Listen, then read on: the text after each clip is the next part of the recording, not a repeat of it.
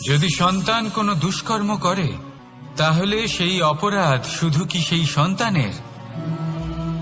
না, যদি সন্তান দুষ্কর্ম করে তাহলে অপরাধী তার মাতা পিতাও, যারা পুত্রমোহর কারণে সেই অনুচিত কাজে তাকে বাধা দেননি।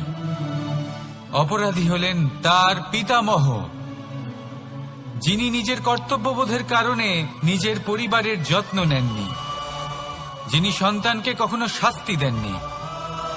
অপরাধী হলেন তার সেই গুরুও, যিনি নিজের শিষ্যের সেই দুষ্কর্ম দেখেও তাকে প্রতিহত করতে পারেননি। একজন হবু রাজার কর্তব্য হলো নিজের প্রজার কাছে সে যেন এক উদাহরণ প্রস্তুত করতে পারে, কিন্তু যদি এত অনুচিত উদাহরণ প্রস্তুত হয়ে থাকে তাহলে মা বাবার, বাড়ির বয়োজ্যেষ্ঠদের কর্তব্য হলো ওনারা যেন সেটা সেখানেই থামান।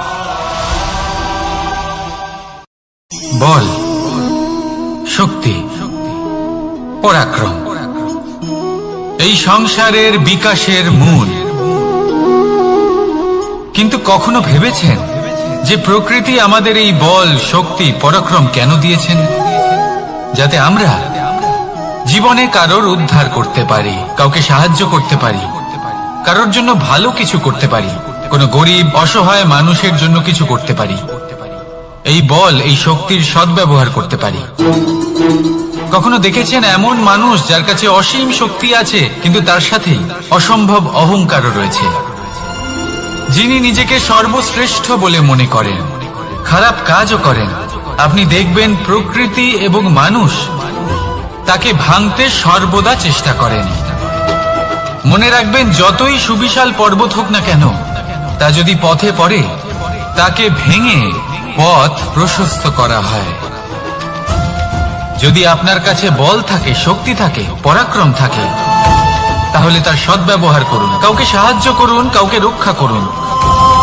যদি আপনি আপনার শক্তির দুর্ব্যবহার করেন তাহলে মনে রাখবেন আপনি নিজের বিনাশ নিজেই আমন্ত্রণ করছেন। এবার বল অর্জন করার পরে, শক্তি অর্জন করার পরে আপনি নিজেকে বিনাশ করতে চান নাকি এই সংসারের উদ্ধার করতে চান? সিদ্ধান্ত আপনার। রাধা রাধা। যখন সুখ আসে তখন সে আপনার পরীক্ষা নেয় যে আপনার মধ্যে অহংবোধ জাগ্রত হয়নি তো। যদি অহংবোধ চলে আসে তাহলে সুখ সেখানেই সঙ্গ ত্যাগ করে। দুঃখ আপনার ধৈর্যের পরীক্ষা নিতে থাকে, আর যদি আপনার মধ্যে ধৈর্য না থাকে তাহলে এটা আপনাকে আরো বেশি দুঃখের গভীর অন্ধকারে ঠেলে দেবে।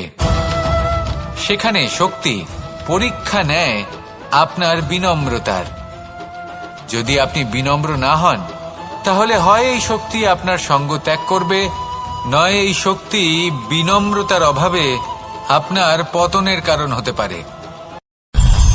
মানুষ আর ধন, এই দুইয়ের মধ্যে সম্পর্ক খুব ঘনিষ্ঠ। ধন হলো সেই শক্তি যার ব্যবহার মানুষ করে থাকে সাংসারিক বস্তু ক্রয় করার জন্য, নিজের জীবন যাপন করার জন্য। আর মানুষ হলো সেই শক্তি যারা ধনকে গুরুত্বপূর্ণ করে তোলেন। এবার একটা কথা বলি, ব্যবহার করা উচিত ধনকে আর ভালোবাসা উচিত মানুষকে। এটা বেশিরভাগ মানুষই বোঝেন না। মানুষ এখানেই সব থেকে বড় ভুল করে বসেন। তারা ভালোবাসেন ধনকে আর ব্যবহার করেন মানুষকে। এ হলো অনুচিত। দেখুন, আপনি একটা সূচের দ্বারা যুদ্ধ করতে পারবেন না, আর কোন তলোয়ার দ্বারা বস্ত্র সেলাই করতে পারবেন না, তাই না? কোনটা কিসের জন্য হয় সেটা বোঝা অত্যন্ত জরুরি। আপনিও সঠিক দিকে অগ্রসর হন। মানুষকে ভালোবাসুন আর ধনকে ব্যবহার করুন।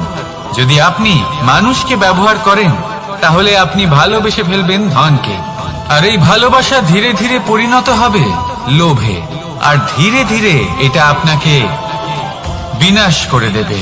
তাহলে সমস্ত মানুষকে ভালোবাসুন আর এইভাবে ভালোবেসে বলুন, রাধা রাধা। এই সংসারে প্রত্যেক মানুষ এটাই চান যে তিনি যেন ধনবান হন, আর্থিক অবস্থা তার ভালো থাকে, ওনার বাড়িতে লক্ষ্মীর আগমন হয়। কিন্তু সেটা হবে কি করে, সেটাই হলো প্রশ্ন। কেউ বলেন যে যদি পরিশ্রম করো তাহলে ধন অর্জন সম্ভব, কেউ বলেন যে যদি বিদ্যা লাভ হয় তবেই ধন অর্জন সম্ভব। কেউ বলেন যে যদি বলশালী হও তবেই সম্পন্ন থাকবে। ভালো কথা, যদি তাই হয়ে থাকে, তবে দিনমজুর সারা দিন পরিশ্রম করেন, তিনি কেন ধনী হন না? অনেকজন বিদ্বান মানুষ আছেন এই সংসারে, তারা কেন ধনবান হন না? অনেক সংখ্যক বলশালী ব্যক্তি আছেন, তাদের কাছে ধন নেই কেন? তাদের কেন ধনের অভাব হয়? আবার এমনও কিছু মানুষ আছেন যারা পরিশ্রম করেন, তারা দিনমজুর, কিন্তু তারা ধন অর্জন করতে পারেন। কিছু বিদ্বান ব্যক্তি আছেন যাদের কাছে অধিক মাত্রায় ধন রয়েছে। কয়েকজন বলশালী ব্যক্তি রয়েছেন যাদের সাফল্য কে না চান? সাফল্য লাভ করার শিখরে পৌঁছানোর আলাদাই একটা আনন্দ রয়েছে। আর আপনজনদেরও কে না চান? প্রত্যেক মানুষ চান যেন জীবনে তার কোনো আপনজন থাকে, যারা সবসময় তাদের সাথে থাকবে, কারণ আপনজনের সাথেই তো সাফল্যের আনন্দ সব থেকে বেশি পাওয়া যায়। কিন্তু আসলে কি হয়, অনেক সময় সাফল্যের খোঁজে সেই পথে চলতে চলতে আমরা আপনদের থেকে দূরে চলে যাই, না চাইতেও দূরে চলে যেতে হয়, ওনাদের সাথে সময় কাটাতে পারি না। আর আমরা ভুলে যাই যে সাফল্যের আসল আনন্দ আপনজনদের সাথেই পাওয়া যায়। সফল হওয়ার পরে আপনদের সাথে দেখা হলে তাদের চোখে আমাদের জন্য যে আবেগ থাকে, যে সম্মান, যে প্রেম থাকে, সেটাই হলো আসল পুরস্কার। আমরা সেই কথা ভুলে যাই এবং একা হয়ে পড়ি। বেশিরভাগ সময় এটাই হয়, বেশিরভাগ সময় সফল মানুষগুলি একা হয়ে যান। এবার আপনি কি চান? আপনি অসফল হয়ে দিনগুলি একাকিত্বে কাটাতে চান, নাকি সফল হয়ে আপনজনদের সাথে আনন্দে থাকতে চান? সেই সিদ্ধান্ত আপনার। সাফল্যের পেছনে ছুটুন, নিজেকে উজাড় করে দিন, কিন্তু আপনজনদের সঙ্গ ত্যাগ করবেন না। সেই আপনজন যারা আপনার সাফল্যের জন্য দায়ী, সেই আপনজন যিনি আপনার সাফল্যে আনন্দ পান, সুখ লাভ করেন, তাদের কখনো ত্যাগ করবেন না। আসুন আমার সাথে ভালোবেসে বলুন, রাধা রাধা।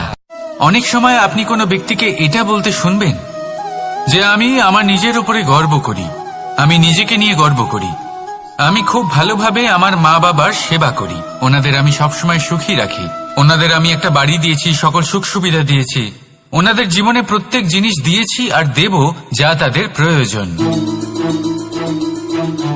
এবার আমাকে বলুন যে আপনি কে হন? আপনি হলেন সেই বীজ যা আপনার মাতা পিতা রোপণ করেছেন। আপনার মা বাবাই আপনাকে এই সংসারে জন্ম দিয়েছেন। এবার এইসব কথার কি তাৎপর্য? এই হলো সেই ব্যক্তির দৃষ্টিভঙ্গি। এবার দেখা যাক এই প্রকৃতি আমাদের কি শেখায়। কখনো কোনো গাছকে দেখবেন, যখন সেই গাছে ফল আসে, সে মালিকে এটা বলে না যে দেখো আমি তোমাকে ফল খেতে দিচ্ছি, কারণ ও জানে যে এটা হলো সেই মালির পরিস্থিতি। বাজ পাখিকে পক্ষীরাজ বলা হয়। বাজের আয়ু হলো মোটামুটি 70 বছর।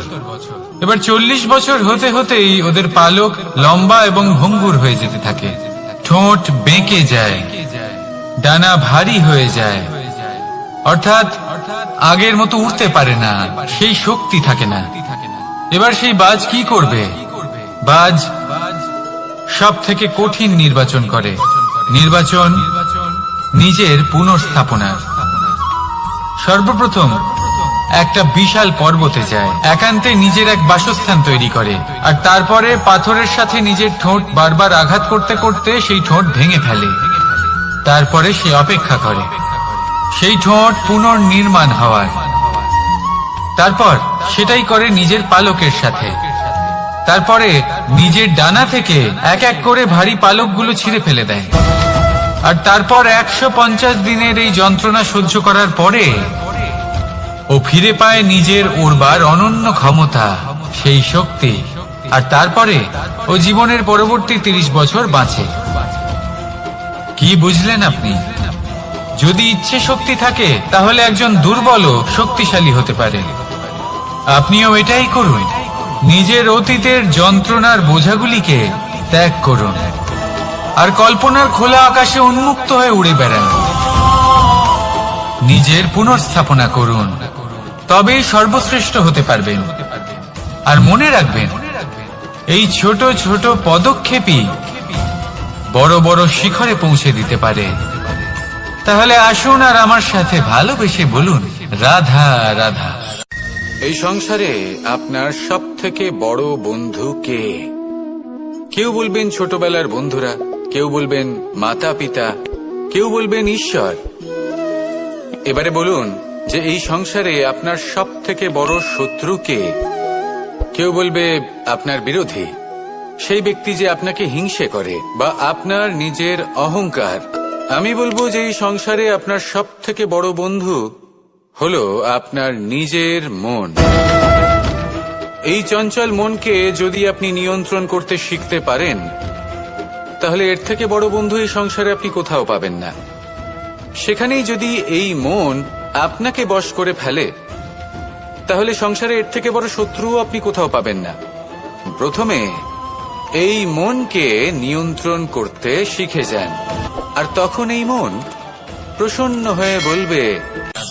আপনি কি কখনো জলকে নিজের মুঠোতে ধরে রাখার চেষ্টা করেছেন? চলুন আজ করা যাক।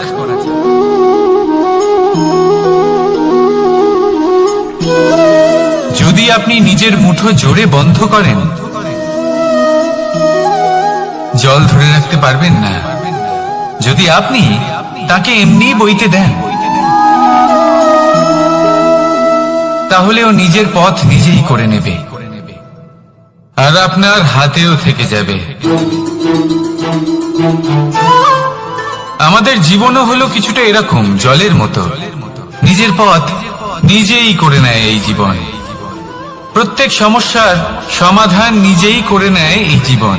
তাই জীবনে যখন কোনো পরিস্থিতি আমাদের প্রতিকূল হয়ে থাকে, কিছুই হয়তো আমরা বুঝতে পারছি না, কিছুই যখন বসে থাকে না, তখন আমরা হতাশ হয়ে পড়ি, নিরাশ হয়ে পড়ি। আর এটাই করা উচিত নয়। শান্ত মনে দেখতে হবে যে এই জীবনে আসলে কি ঘটে চলেছে।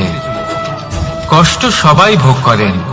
কষ্ট পেলে কেউ রেগে যান, রেগে গিয়ে পরাক্রম দেখান। এটাই তো করা উচিত নয়। শান্ত মনে সেটাই করতে হবে যা জীবন আমাদের শেখাতে চাইছে।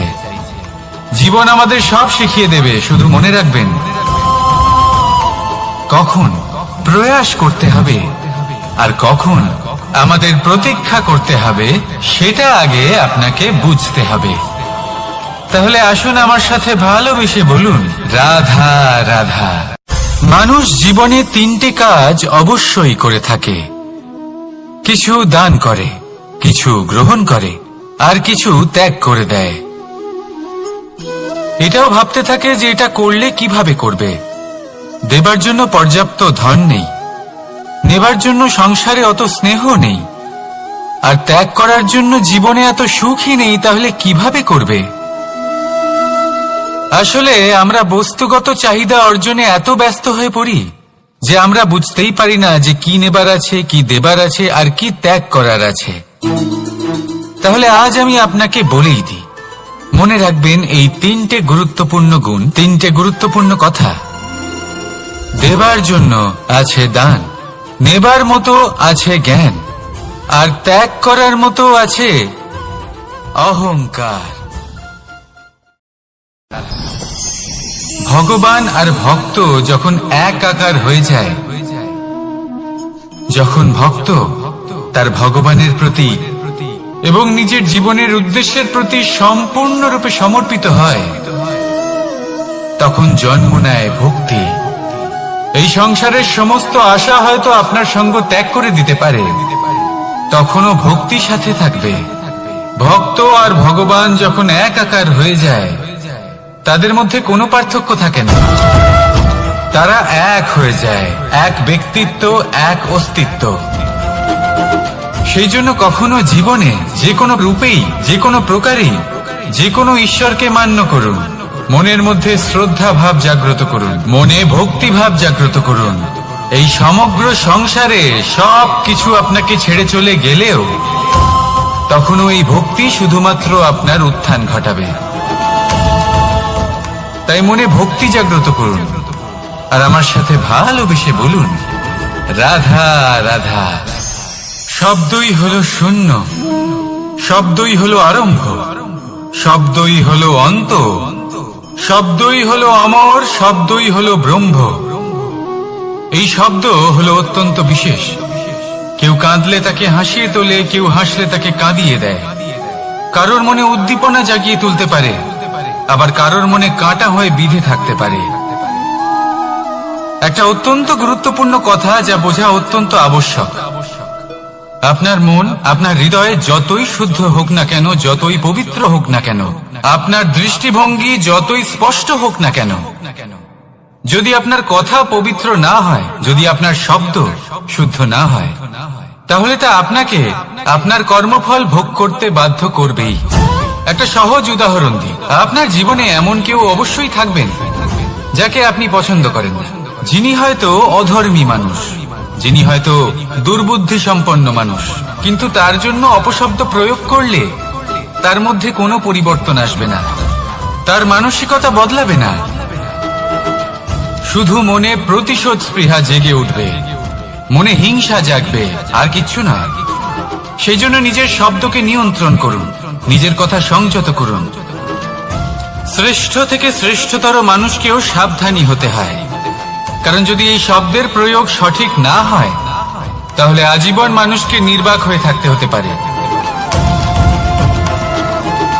তাহলে নিজের শব্দ নিয়ন্ত্রিত রাখুন, নিজের কথাকে শুভ করুন, এতে প্রেমবোধ জাগিয়ে তুলুন, আর সেই প্রেমবোধ নিয়েই বলুন রাধা রাধা। বরদান এবং অভিশাপ, এই দুই হলো একই মুদ্রার দুটি পিঠ। এই বরদান আমরা অনেক কারণে পেতে পারি, কখনো নিজের পরিশ্রমের কারণে, কখনো নিজের তপস্যার কারণে, কখনো আমাদের পূর্বপুরুষদের কর্ম ও তপস্যার কারণে। কিন্তু এই বরদান কতক্ষণ বরদান থাকবে তা আমরা নিশ্চিত করতে পারি না, তা সুনিশ্চিত করে শুধুমাত্র আমাদের কর্ম। যদি আপনাকে উদাহরণ দিই, আপনি রেশমের কীট দেখেছেন? ও বরদান পেয়েছে যে ও নিজের সুরক্ষার জন্য খোলস বানাতে পারে।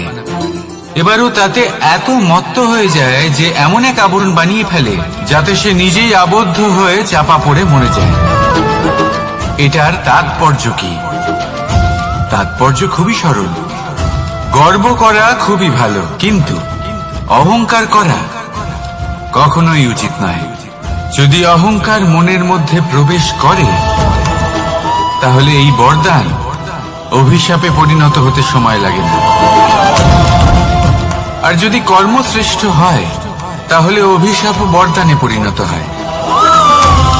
তাহলে আসুন শ্রেষ্ঠ কর্ম করুন, আর আমার সাথে ভালোবেসে বলুন রাধা রাধা। সুখ, দুঃখ, মৃত্যু, মহামারী, এগুলো কখনো বলে আসে না, আবার জিজ্ঞাসা করেও আসে না। এমনই হয় দ্রুত ক্রীড়ার এই খেলায়। এক কারাগারের মতো, একটা মাকড়সার জালের মতো। যেমন একটা মাকড়সার জাল একটা পোকাকে নিজের দিকে আসতে আকর্ষিত করে, নিজের চমকের দ্বারা, নিজের গঠন দ্বারা, সেরকমই দ্রুত ক্রীড়ার এই খেলা মানুষকে নিজের দিকে আসতে প্ররোচিত করে। শেষে গিয়ে মানুষ আটকা পড়ে। পার্থক্য শুধু এটাই, যখন এক পোকা এই জালে জড়িয়ে পড়ে, তখন সে তার প্রাণ হারায়। মানুষ যখন এই দ্রুত ক্রীড়ায় আকর্ষিত হয়, সে নিজের মান, নিজের ধন সবকিছু হারায়, নিজের বিবেক হারিয়ে ফেলে। কিন্তু আপনি আপনার বিবেক কখনোই হারাবেন না। যদি আপনার মনে লোভ চলে আসে, আপনি লোভী হয়ে ওঠেন। যদি আপনি দ্রুত ক্রীড়ার এই খেলায় আটকা পড়েন, তাহলে মনে রাখবেন, এই খেলা থেকে ফিরে আসা প্রায় অসম্ভবই বলা যায়। নিজের বিবেক কখনো হারাতে দেবেন না, কারণ বিনাশ আসার প্রথম লক্ষণ হলো বিবেকের বোধ চলে যাওয়া। এই প্ররোচনায় কখনো পা দেবেন না। আর আমার সাথে ভালোবেসে বলুন রাধা রাধা। বিজয়, বিজয় লাভের জন্য মানুষ কি না করে থাকে, যে কোনো সম্ভাব্য প্রচেষ্টা করে। কিন্তু নিজের বিজয় লাভের জন্য বাজিতে যা ইচ্ছে তাই রেখে দেওয়া কি উচিত কাজ?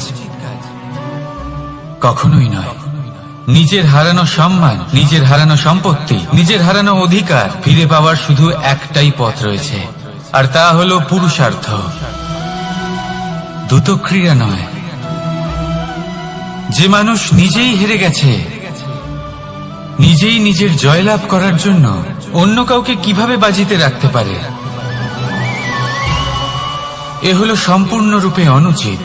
অনেক সময় অনেক ধন লাভ করার জন্য, অনেক সম্পত্তি লাভ করার জন্য আমরা নিজের আসল ধন, আমাদের আপনজন, তাদেরকে হারিয়ে ফেলতেও প্রস্তুত হয়ে যাই। এটা একেবারেই উচিত নয়। যত বড়ই সংকট আসুক না কেন, আমাদের আপনজনদের আমাদের সাথেই রাখা উচিত। নিজের বিজয়ের জন্য ওনাদের বাজি রাখা ঠিক নয়। এই ভুল কেউ একজন করেছেন, আপনি তা ভুলেও করবেন না। রাধা রাধা। নারী জন্মসূত্রে কারোর কন্যা, ধর্মসূত্রে কারোর পত্নী, আর কর্মসূত্রে কারোর মা। আমাদের মনে এই ছবি আঁকা রয়েছে একজন নারীকে নিয়ে, তাই না? একটা অতুলনীয় ভূমিকা রয়েছে নারীদের আমাদের জীবনে, আর নারী ছাড়া আমরা কিছুই নই।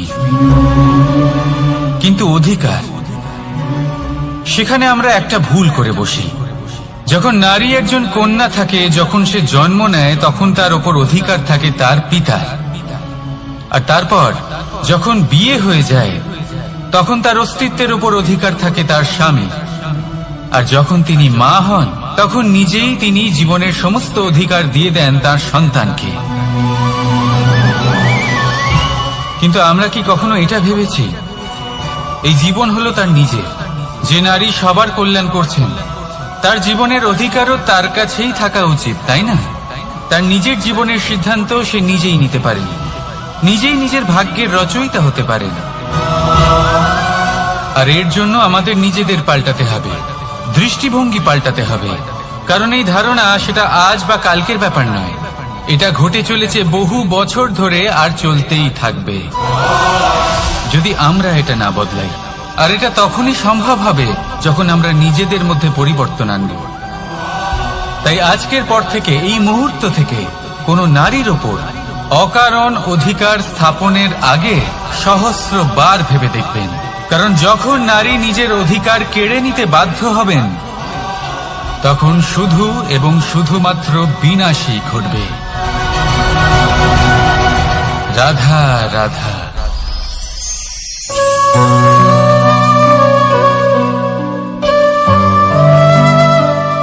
নারী, পুরুষরা যাকে নাম দিয়েছেন ত্রিয়া, কেন দিয়েছেন, কে দিয়েছেন, কেউ তা জানে না। কথায় আছে, পুরুষরা ভাবেন যে ত্রিয়া, ভাবেন একরকম, বলেন অন্য কিছু, আর করেন অন্য কিছুই। কিন্তু সত্যিটা কি এটাই? আসল সত্যি হলো এটাই যে ত্রিয়া হলো সেই চরিত্রহীন পুরুষ, আর কেউ নয়। সেই পুরুষ যারা নারীকে বলেন যে আপনি হলেন মা, আপনি হলেন দেবী, আপনি হলেন বোন। আর ভাবেন কি? ভাবেন যে এই নারী হলো আমাদের পায়ের ধুলো, আর কিচ্ছু নয়। আর কি করেন? ওনাদের মাথায়, ওনাদের খোপায় মালা পরিয়ে দিয়ে ভাবেন যে ওনারা হলেন তাদের পায়ের ধুলোর সমান। একজন নারীর সম্মান ভঙ্গ করেন, তাদের দাসী মনে করেন। ভুলবেন না, যত্র নারীয়াস্ত পূজ্যন্তে রমন্তে তত্র দেবতা। অর্থাৎ যেখানে নারীকে পুজো করা হয়, সেখানে ঈশ্বর বাস করেন। আর যেখানে নারীকে অপমান করা হয়, সেখানে ঈশ্বর এবং ভাগ্য এই দুই রুষ্ট হয়। মনে রাখবেন, যদি নারী কল্যাণকারী হতে পারেন, তাহলে নারী মহাচণ্ডী রূপও ধারণ করতে পারেন। যদি একজন নারী মাতা হয়ে জন্মদান করতে পারেন, তাহলে নারী মৃত্যু হয়ে বিনাশও করতে পারেন। যেখানে নারী অপমানিত হবেন, সেখানে মহান ভারতও মহাভারতের পথে অগ্রসর হতে পারে। তাই মনে রাখবেন, নারীর অপমান যেন কখনোই না ঘটে। আর যদি কোথাও নারীর অপমান হয়, তার অর্থ হলো আপনার বিনাশ আপনার দিকেই আসছে। আর এটা হলো তার প্রথম পদক্ষেপের প্রথম পদধ্বনি। রাধা রাধা। যদি সন্তান কোনো দুষ্কর্ম করে, তাহলে সেই অপরাধ শুধু কি সেই সন্তানের? না। যদি সন্তান দুষ্কর্ম করে, তাহলে অপরাধী তার মাতা পিতাও, যারা পুত্রমোহর কারণে সেই অনুচিত কাজে তাকে বাধা দেননি। অপরাধী হলেন তার পিতামহ, যিনি নিজের কর্তব্যবোধের কারণে নিজের পরিবারের যত্ন নেননি, যিনি সন্তানকে কখনো শাস্তি দেননি। অপরাধী হলেন তার সেই গুরুও, যিনি নিজের শিষ্যের সেই দুষ্কর্ম দেখেও তাকে প্রতিহত করতে পারেননি।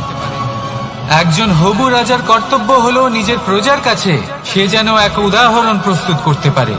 কিন্তু যদি এত অনুচিত উদাহরণ প্রস্তুত হয়ে থাকে, তাহলে মা বাবার, বাড়ির বয়োজ্যেষ্ঠদের কর্তব্য হলো ওনারা যেন সেটা সেখানেই থামান। হয় ভালোবেসে, নয়তো শাস্তি দিয়ে।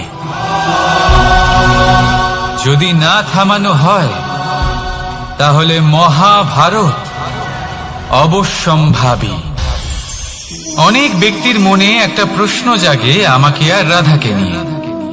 বলেন যে, না আমি আর রাধা একসাথে থাকি, না আমাদের বিয়ে হয়েছে। আমি এখানে দ্বারকাতে, ও ওখানে বর্ষণাতে, তাও এত ভালোবাসা কি করে? এ কেমন সম্পর্ক? আমি তাদের একটা সহজ কথা বলতে চাই। আপনি কখনো আয়নার দিকে দেখেছেন? নিজের দুই চোখের দিকে তাকিয়ে জিজ্ঞাসা করুন, এই দুই চোখ একসাথে কেন বন্ধ হয়? একসাথে কেন খোলে? একসাথে কেন ঘুমোয়? একসাথে কেন কাঁদে? আজীবন কোনো এক মানুষের সাথে সম্পর্ক রাখা অবশ্যই সম্ভব, তাদের সাথে দেখা না করে। আমার আর রাধার ভালোবাসাও কিছুটা এরকমই। আর কিছুটা এরকমই হয় ভালোবাসা, দুই নয়নের মতো, যারা কখনোই মিলিত হবে না, কিন্তু চিরকালের জন্য একসাথে জুড়ে থাকবে। এই অনুভূতি নিঃস্বার্থ হয়, আর এই নিঃস্বার্থ ভালোবাসা আপনাকে আনন্দের পথে অগ্রসর করে। জীবনে সবসময় নিঃস্বার্থভাবে ভালোবাসুন, শুধুমাত্র আনন্দই পাবেন। তাহলে আসুন আমার সাথে নিঃস্বার্থভাবে ভালোবেসে বলুন, রাধা রাধা। মানুষ, কোন ব্যক্তির নির্মাণ হয় কিভাবে?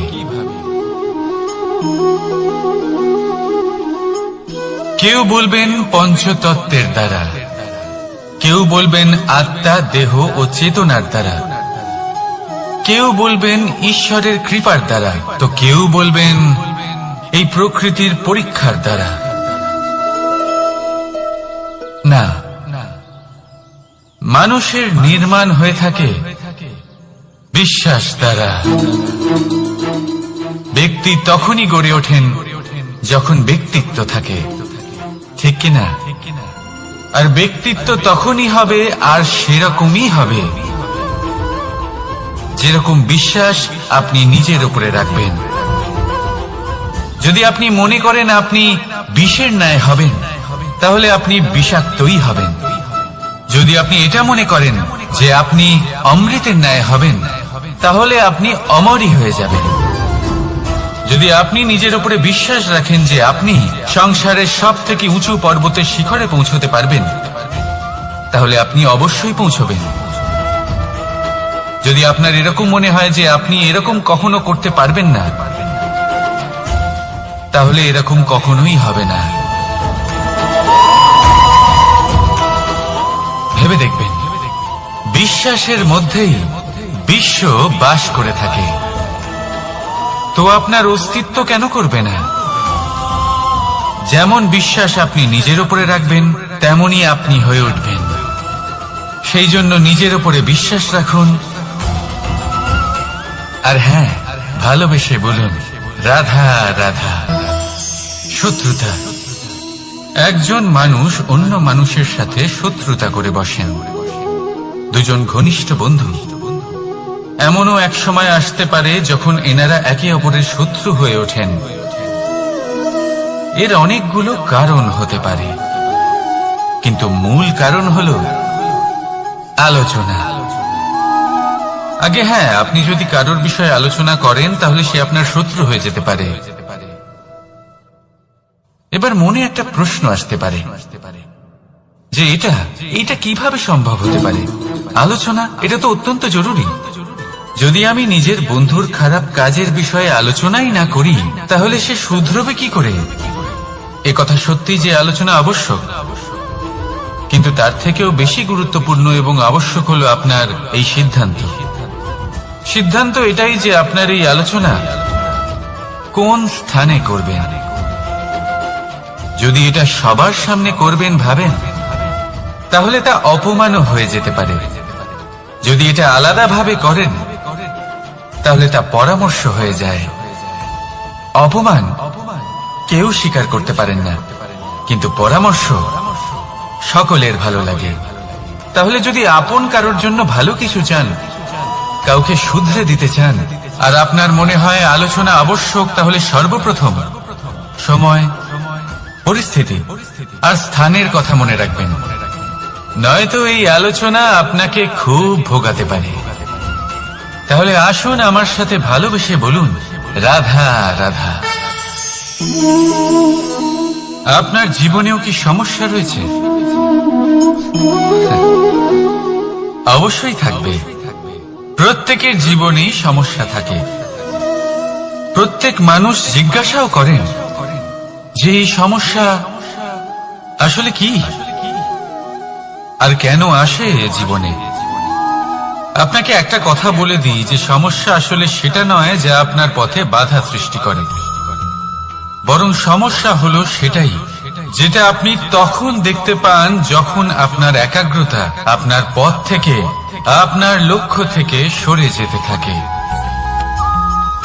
আর এই সমস্যাগুলি দূর করার জন্য, এর সমাধান করার জন্য একটাই পথ আছে, নিজের সমস্ত ভাবনা আরো একবার একাগ্র করুন নিজের পথের দিকে, নিজের লক্ষ্যের দিকে। আপনার সমস্ত ভাবনা যদি কেন্দ্রীভূত হয় নিজের লক্ষ্যে, তাহলে এই সমস্যা দূরে থাকবে। যদি এরকম না হয়, যদি আপনার মন একটু অন্যদিকে চলে যায়, তাহলে এই সমস্ত সমস্যা আবার সামনে চলে আসে আর বাড়তেও থাকে। দেখুন, যেখানে আপনার লক্ষ্য রয়েছে, বাণ যদি সেখানেই চালাতে হয়, তাহলে দৃষ্টি তো সেদিকেই রাখতে হবে। তবেই তো আপনি সেই লক্ষ্য ভেদ করতে পারবেন। সেই জন্য মনে রাখবেন, সর্বদা লক্ষ্য রাখবেন নিজের পথে, সেই পথেই সামনে এগোতে থাকুন নিজের লক্ষ্যের দিকে।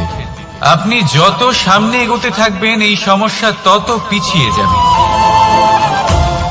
তাহলে আসুন আমার সাথে ভালোবেসে বলুন রাধা রাধা। এই পাখিরা সত্যি খুব সুন্দর, আমার খুব ভালো লাগে। আপনি নিশ্চয়ই শুনে থাকবেন যে কিছু পাখির কাছে ডানা অবশ্যই থাকে, কিন্তু উড়তে পারে না। তারা চায় উঁচু আকাশে উড়ে বেড়াতে এবং মেঘেদের সাথে কথা বলতে, করতেই পারে না। এবার এই সংসারেও পাওয়া যায় ঘুড়িও। এদের মধ্যে না জীবন আছে, না প্রাণ আছে, আর না আছে ডানা, কিন্তু এরা আকাশের সাথে কথা বলে, হাওয়ার বেগের সাথে কথা বলে, আনন্দ করে, উৎফুল্ল হয়ে ওঠে, আকাশে জীবনের কিছু মুহূর্ত কাটায়। তার কারণ কি হতে পারে? কারণ হলো সুতো। এই সুতো যদি সঠিক হাতে থাকে, তাহলে এই কাগজের তৈরি ঘুড়িও আকাশের উচ্চতায় উড়ে বেড়াতে পারে। এবার এই সুতো আসলে কি? এই সুতো হলো আসলে ভালোবাসা, এই সুতো হলো আসলে বিশ্বাসের। আর এটা আপনি দিয়ে থাকেন তাদের হাতে যাদের আপনি বিশ্বাস করেন, যাদের আপনি নিজের সর্বস্ব দিয়ে দেন। ভেবে দেখুন, এই ভালোবাসা আর বিশ্বাসের সুতো আপনি যদি সঠিক মানুষের হাতে দিয়ে দেন, তাহলে আপনি অনেক উচ্চতায় উঠতে পারবেন, আকাশের উচ্চতায় উড়ে বেড়াতে পারবেন, মেঘের সাথে কথা বলতে পারবেন, পাখিদের মতো উঠতে পারবেন, যা ইচ্ছে তাই করতে পারবেন। শুধু এই মানুষ সঠিক হতে হবে, এমন একজন মানুষ যার মনে আপনার জন্য ভালোবাসা রয়েছে, এমন এক মানুষ যার মনে কোনো স্বার্থ নেই, যিনি পরোপকারী, এমন একজন ব্যক্তি যিনি আপনার অস্তিত্বকে বাইরে নিয়ে আসতে পারবেন, তাকে উজ্জ্বল করে তুলবেন। তাহলে ভালোবাসুন, আনন্দ করতে থাকুন, আর এই আনন্দ সহকারে বলুন রাধা রাধা। আমরা সকলে এমন ব্যক্তির সাথে থাকতে চাই যারা খুব মিষ্টি কথা বলেন, যাদের ব্যবহার আমাদের ভালো লাগে, যারা দেখতে সুন্দর হন, যাদের আমরা পছন্দ করি। আর সবসময় এমন ব্যক্তির থেকে দূরে থাকতে চেষ্টা করি যাদেরকে আমরা পছন্দ করি না, যাদের কথা আমাদের খারাপ লাগে, যাদের কথা একটু কঠোর হয়। আমরা সবসময় চেষ্টা করি এদের থেকে দূরে থাকার, ঠিক কিনা?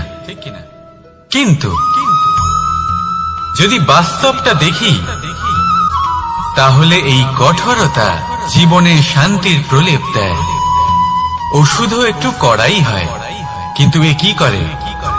আমাদের সুস্থ করে তোলে।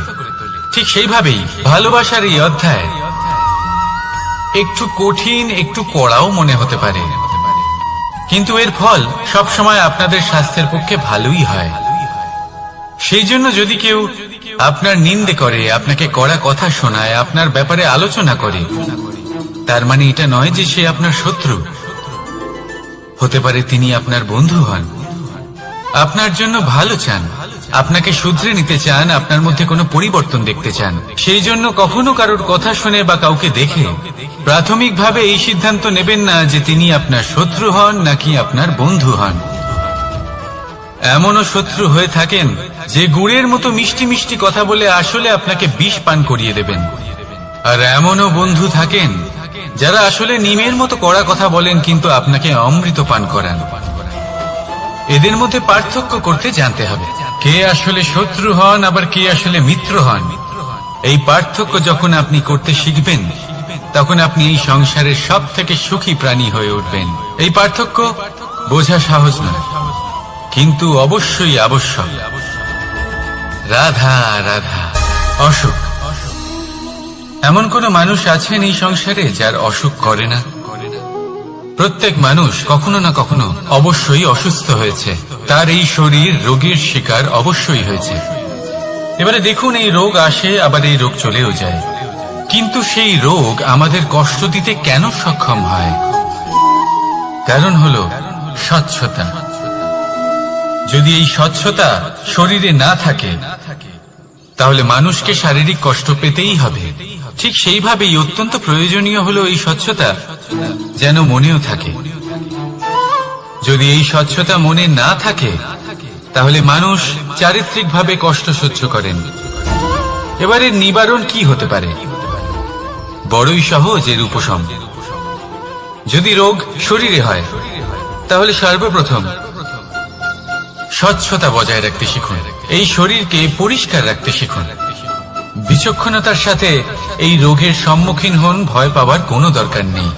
ব্যায়াম করতে থাকুন, সব ঠিক হয়ে যাবে। সেইভাবেই যদি এই অসুখ মনে হয়, তাহলে কি করা যায়? সর্বপ্রথম তার আধারের উপরে নজর দিন। আপনার এই আধারই হলো আপনার আহার। যা আপনি আহার করবেন, সেরকমই মানুষ হয়ে উঠবেন। সেইভাবেই আপনি যেরকম ভাবেন, সেরকমই মানুষ হয়ে উঠবেন। সেই জন্য নিজের ভাবনাকে শুভ করুন, নিজের দৃষ্টিভঙ্গিকে শুভ করে তুলুন, সবকিছু সঠিক হবে। আপনার আমার সবার মধ্যেই এক রাক্ষস বাস করে, তার সম্মুখীন হন, তাকে পরাস্ত করুন। তাহলে এই রোগ সে শরীরেই হোক বা মনের মধ্যে, যদি সঠিক সময় তাকে আটকানো না যায়, তাহলে যে কোনো সময় তা মহামারীর রূপ ধারণ করবে। সেই জন্য সাবধানে থাকুন, সুস্থ থাকুন। তাহলে আসুন আমার সাথে ভালোবেসে বলুন রাধা রাধা।